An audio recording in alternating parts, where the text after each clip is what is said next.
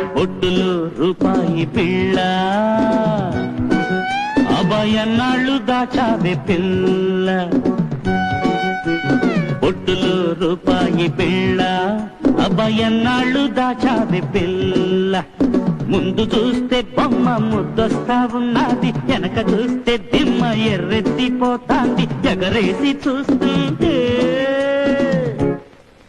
అది ఏగానైపోతాది. ఇకనైనా